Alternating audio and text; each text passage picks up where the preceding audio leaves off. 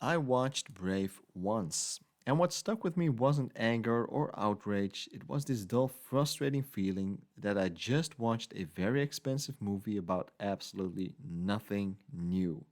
Because once you strip away the beautiful animation and the Scottish accents, this is the most standard princess story imaginable. Except it's dressed up as something bold and rebellious with a, well, very extremely annoying lead character. So here's what Brave actually is. We have Merida, who is a princess born into ridiculous privilege, living in a castle with power and safety, food and freedom most people in that world will never have. Her problem is that her mother expects her to grow up, take some responsibility, and eventually marry to keep the peace between violent clans. That's the expectation, that's the setup. That's the burden of leadership, I guess. And instead of treating this as a difficult moral situation, the movie immediately frames Merida as a victim. Of course they do. And that framing is where everything starts going wrong for me. Because Merida isn't trapped, she isn't powerless, she isn't silenced. She spends most of the movie riding freely through open landscapes, ignoring the rules, talking back to authority, and doing exactly whatever she wants. But the movie insists we treat her frustration as oppression, which it isn't. And, well, if you look at what it really is, it's a privileged teenager throwing a tantrum because the world won't bend to her will. That's what it is. Now, that wouldn't be so bad if the movie challenged her, but it never really does. Instead, it bends everything else around her. Just look at how the men are written in this movie. It's ridiculous. The clans and their leaders aren't portrayed as complex or threatening or menacing or even competent. No, they're violent, stupid, and ineffectual oafs. They're loud and easily manipulated. Mostly there just to be laughed at. They exist purely so Merida can look superior by comparison. I mean, she's better at them at strength, she's better at skill, she's better at courage, she's better at leadership, she's basically better at all virtues the men are supposedly failing at. Why? Well, because she is? I don't know. So right away, the movie removes any real tension. Merida isn't pushing against equals. She's surrounded by caricatures. That's why so many of the scenes in this movie that are meant to feel empowering feel really smug. Whether it's her openly defying tradition, embarrassing the clans, or constantly disregarding her parents' concerns. The movie never seriously entertains the idea that, well, maybe, just maybe, she might be wrong.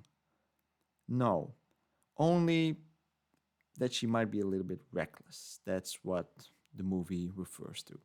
And those are two very different things. Then comes the moment where her youthful arrogance really breaks the world of this movie. She uses magic to force her situation to change, and her mother is literally transformed into a bear. This should be the moment where the movie finally stops coddling her. This should be the point where consequences land hard. But even here, oh my gosh, the movie just pulls its punches. Instead of sitting with the weight of what she's done, the story rushes forward. The curse becomes something to solve, not something to reckon with. Merida messes everything up, yes, but she also practically single handedly fixes it, which is mind boggling. There's no lasting cost, no real loss, no moment where the world truly pushes back. And that's where the whole thing collapses into the most predictable structure imaginable. The classic, what do you call it, a up a tree, down a tree story.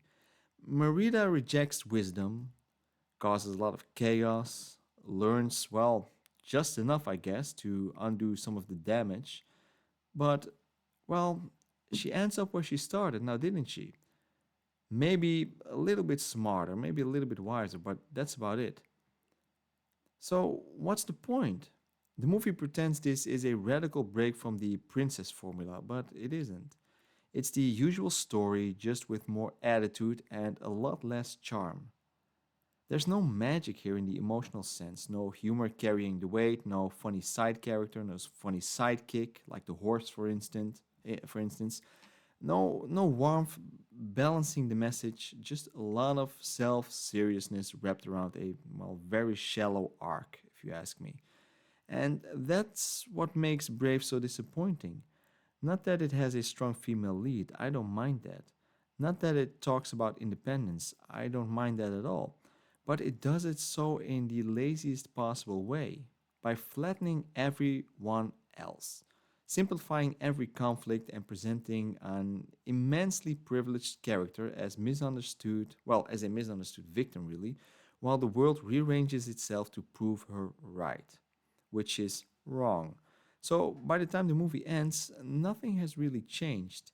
The system remains, the world survives, Marita grows just enough to justify the runtime, and you're left with a film that looks incredible. I'm not gonna lie, credit where credit is due, it looks amazing.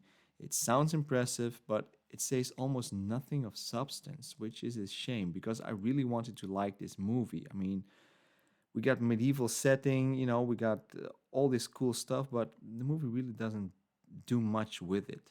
So for me, that makes Brave, well, a 4 out of 10, really. Not because it's offensive or anything, but because it's really hollow. And it wants credit for being bold without doing the work to earn it. And coming from Pixar, that's not just disappointing, it's baffling, really. But that's just my take on the movie. Let me know what you think. I hope you enjoyed it, and I'll talk to you in the next one. Bye bye.